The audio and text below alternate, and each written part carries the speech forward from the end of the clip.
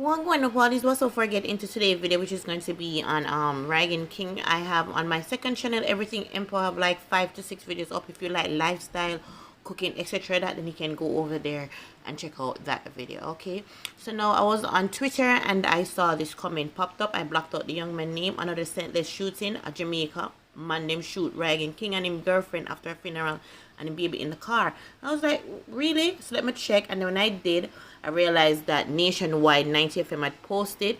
And then I went ahead and I saw that even the Jamaica Star posted. And then I see like Tropics and other place posting it and so forth. And then I also saw this clip come up.